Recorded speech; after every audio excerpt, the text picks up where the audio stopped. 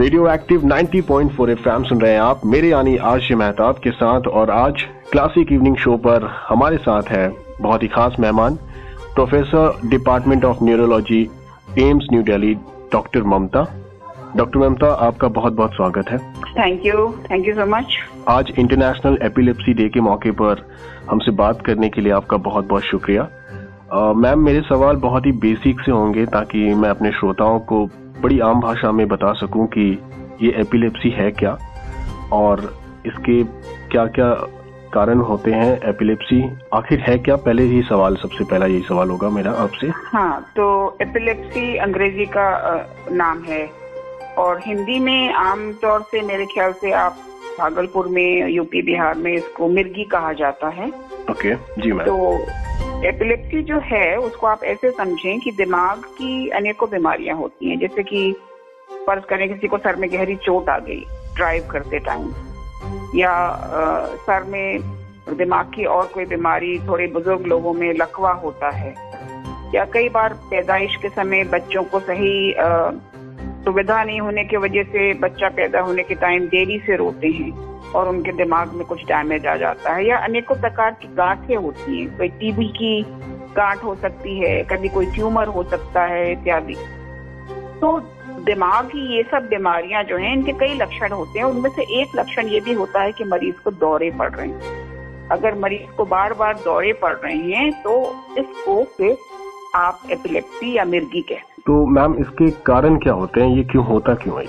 तो ये सब कारण जो मैंने आपको अभी बताए जी, कि ऐसा हो सकता है कि आपका मरीज का आज सर में उसको चोट लगी है और जरूरी नहीं है कि उसको तुरंत दौरे पड़ने शुरू हो जाएंगे। ओके। कुछ महीनों या कभी कभी कुछ सालों के बाद भी वो दौरे पड़ने शुरू होते हैं। कई बार छोटे बच्चे छत पे खेल रहे होते हैं, हम अक्सर देखते हैं, मरीज ये कहानी सुनाते हैं, छोटा बच्चा खेलते खेलते छत से नीचे गिर गया, या बच्चे सड़क पे कई बार खेल रहे होते हैं और आते जाते वाहनों से उनको चोट लग जाती है। तो अगर सर में चोट लग गई, ये एक बहुत ये महत्वपूर्ण कारण इसलिए है क्योंकि इसको तो बचाया भी जा सकता है ना। अगर आप ड्राइव फॉर एग्जाम्पल गाड़ी चलाते समय आप हेलमेट का इस्तेमाल करें, आप ट्रैफिक रूल्स फॉलो करें, आप नशा करके गाड़ी ना चलाएं अंधाधुंध, तो आप बहुत सारे एक्सीडेंट से अपने को बचा भी सकते हैं। तो ये इसके लिए मैं इसका जिक्र ज्यादा कर रही हूँ। फिर एक बीमारी जैसे कि हम साफ सफाई का ध्यान नहीं रखते हैं, तो उससे सब्जी, फल इत्यादि जब हम बाजार से लाते हैं और उनको ठीक से धोते नहीं है, तो आपने सुना होगा, आम बात है, बच्चों के पेट में कीड़े हो गए, कीड़े की दवाई देनी पड़ती है जी। तो कभी कभी ये कीड़ों के अंडे दिमाग में चले जाते हैं, उसको न्यूरोसिस्टिक सर्कोसिस कहते हैं। और ये भी हमारे देश में मिर्गी के लगभग 30 से 40% लोगों को मिर्गी इस वजह से हो जाती है। तो बहुत सारी दिमाग की तो अनगिनत बीमारियां हैं और लगभग सब में कुछ में पहले कुछ में बाद जाकर के मिर्गी यानी कि बार बार दौरे पड़ना, ये एक लक्षण हो जाता है। कभी कभी ऐसा भी होता है कि हम बहुत सारी जांचों के बाद ये पता नहीं कर पाते हैं कि इस मरीज को दौरे किस कारण से पड़ रहे हैं। तो ऐसे भी कुछ मरीज होते हैं, हालांकि उनकी संख्या बहुत ज्यादा नहीं होती। जी, तो ये किसी खास उम्र में होता है या फिर बचपन में होता है मैम? तो मिर्गी का जो रोग है ये किसी भी उम्र में हो सकता है। पैदा होने के बाद तुरंत भी कई बच्चों को मिर्गी दौरे तुरंत पड़ने लग जाते हैं, और कई लोगों को पूरी उम्र नहीं कुछ तकलीफ होती है और उनको 50, 60, 70 साल की उम्र में भी मिर्गी का रोग शुरू हो सकता है। और तो कहने का मतलब है कि आपकी कोई भी उम्र हो, आपको मिर्गी का रोग हो सकता है।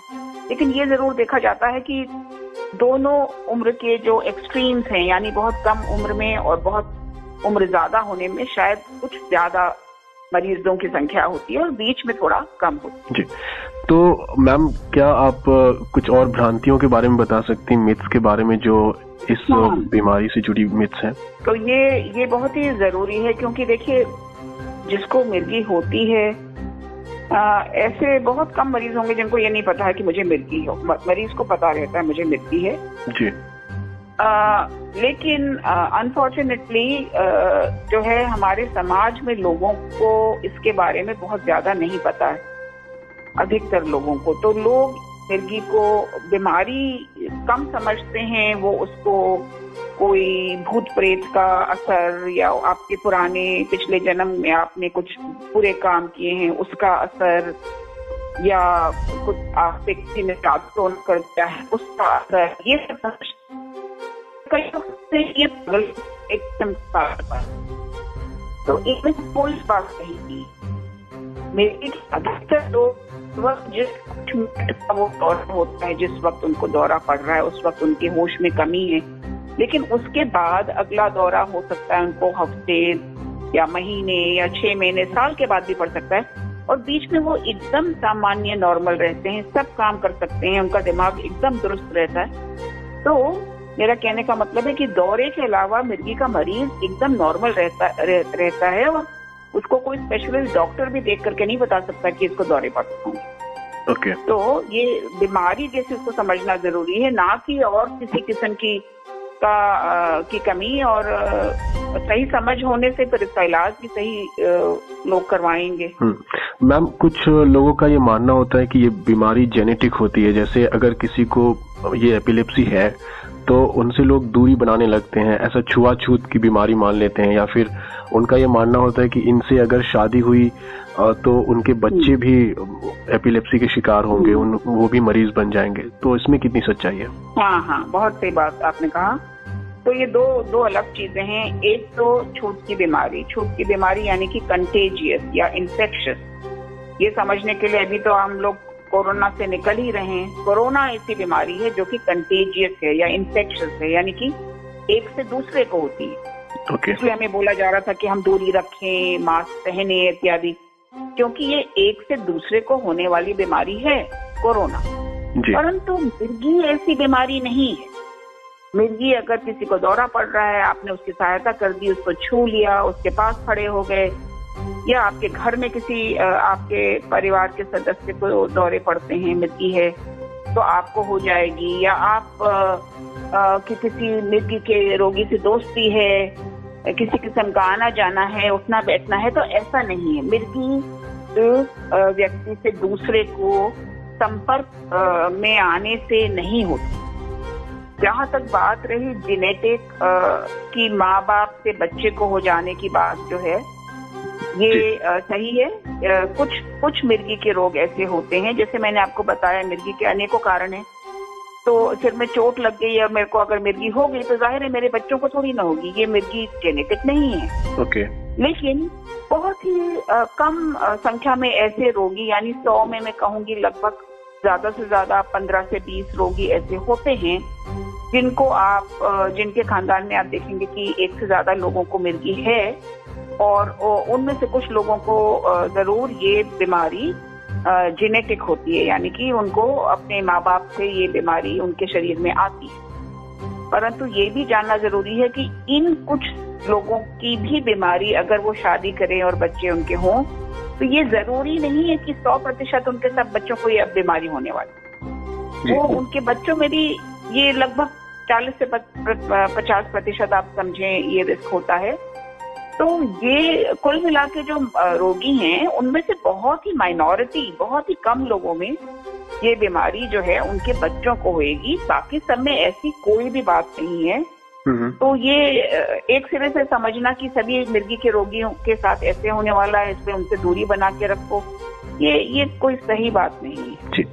और मैम, जब ये दौरा पड़ता है, जब एपिलेप्सी का, मिर्गी का जब दौरा पड़ता है, तो उस वक्त भी कई भ्रांतियां आ जाती हैं सामने की उस मरीज को बचाने के लिए कुछ लोग जूता सुंघाने लगते हैं, कुछ लोग प्याज सुंघाने लगते हैं, या उनके मुंह में चम्मच देने लगते हैं, या लोहे की कोई चीज देने लगते हैं।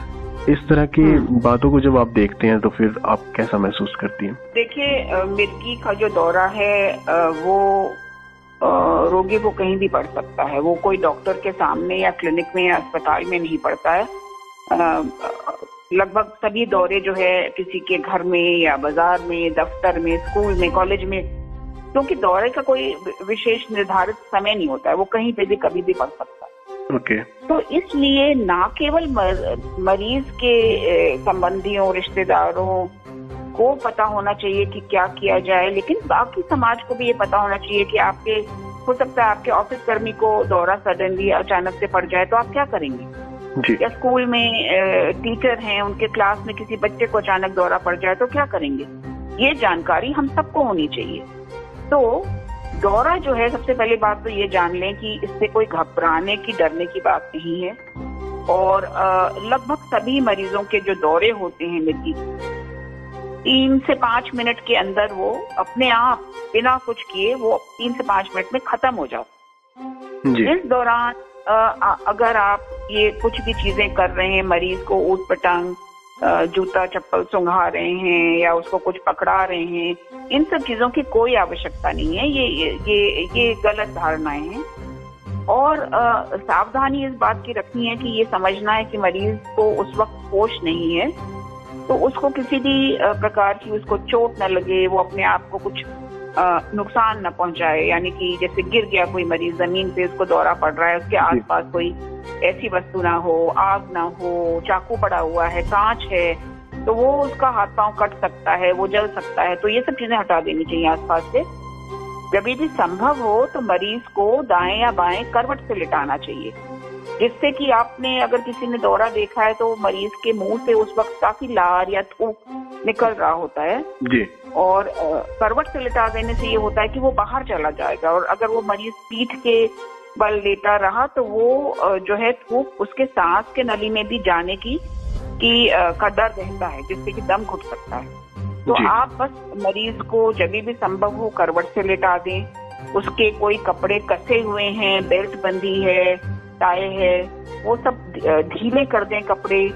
आप मरीज का मुंह खोलने का कतई कोशिश न करें, कुछ भी वस्तु उसके मुंह में ना घुसेड़ें, जिससे आप हाथ डालेंगे आपका हाथ कट सकता है। कोई और वस्तु डालेंगे, मरीज कई बार चम्मच वगैरह पे जोर से जब उनका जबड़ा बैठता है, उनको होश ही नहीं है, उनके दांत टूट जाते हैं ऐसे। तो आप ये सब हरकतें ना करें।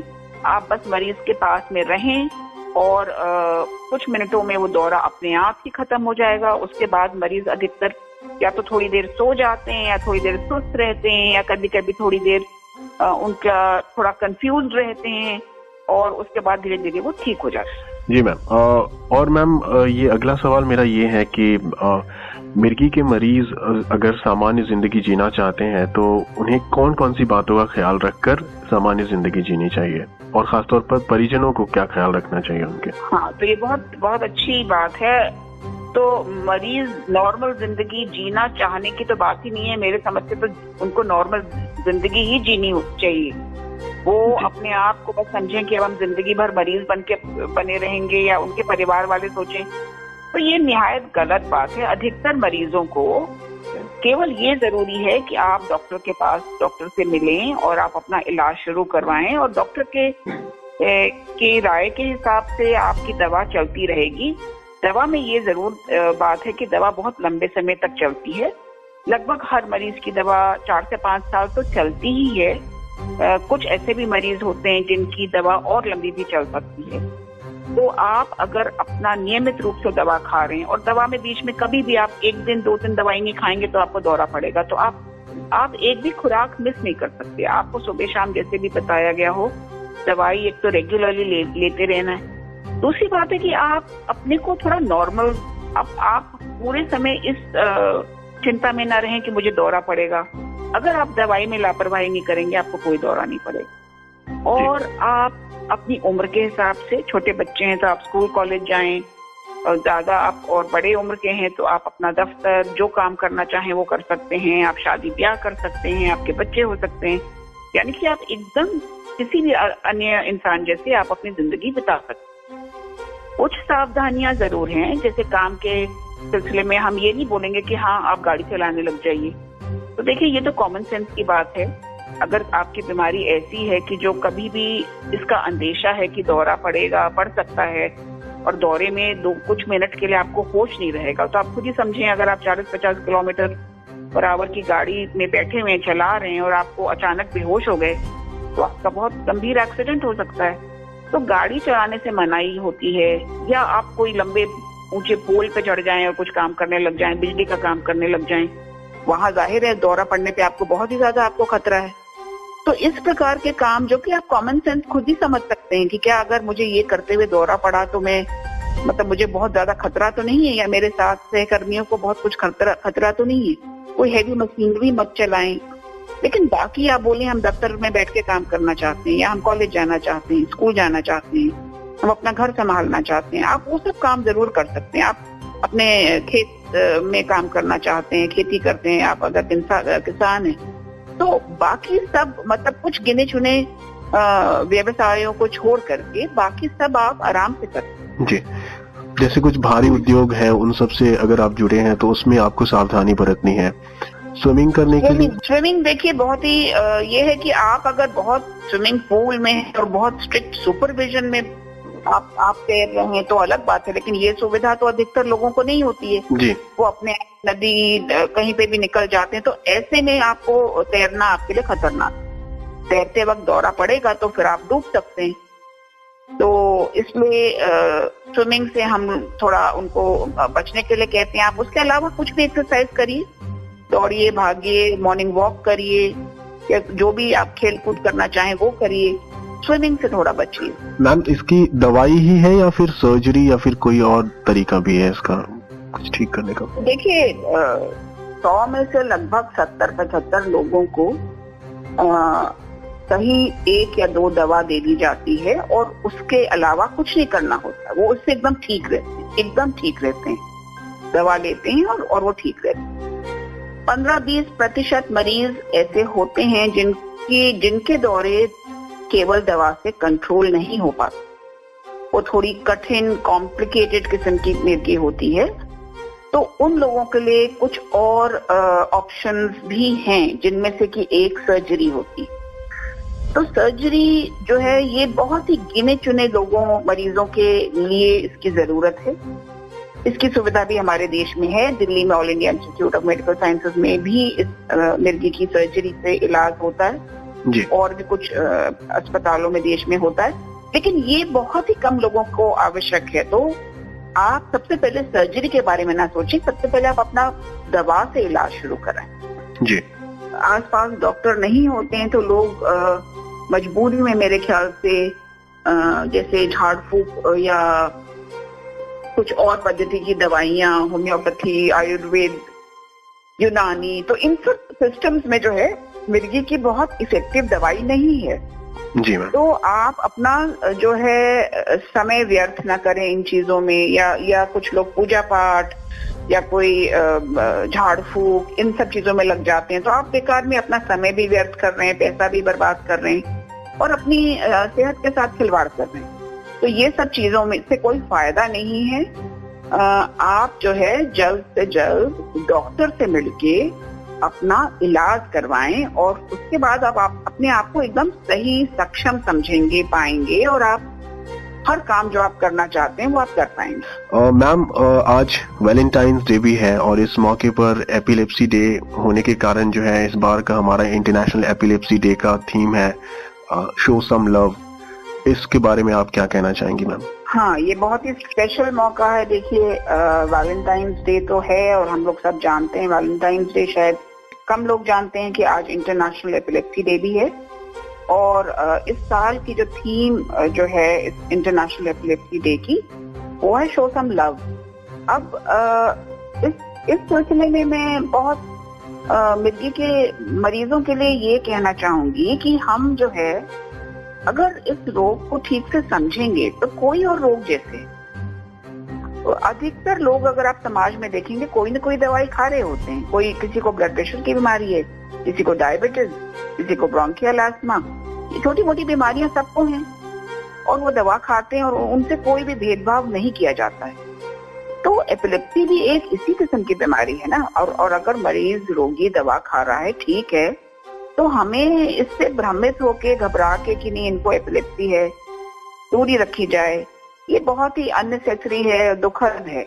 और मैं ये जरूर चाहती हूँ, स्पेशली यंग लोग जो हैं, कि मिलजुल के इसको समझ के आप कोई भी समस्या का हल जुटा सकते हैं।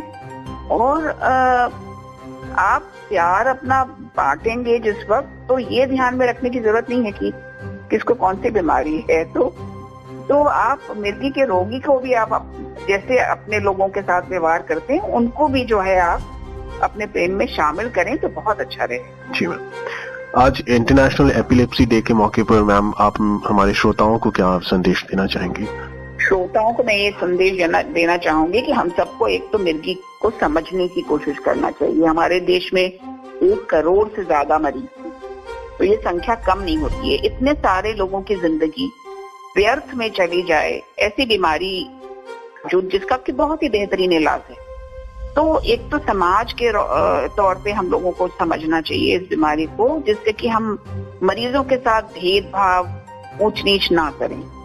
मरीजों को ये समझना चाहिए कि वो अपने को सक्षम बनाएं, और ये सक्षम बनाने के लिए आप अपने डॉक्टर से मिलें, डॉक्टर के संपर्क में रहें, नियमित रूप से अपना इलाज करते रहें, और अपने को आप एकदम स्वस्थ पाएंगे और जिंदगी भरपूर जीने के लायक पाएंगे। जी मैम, हमसे बात करने के लिए और इतनी महत्वपूर्ण जानकारी साझा करने के लिए आपका बहुत बहुत शुक्रिया मैम। Okay, thank you.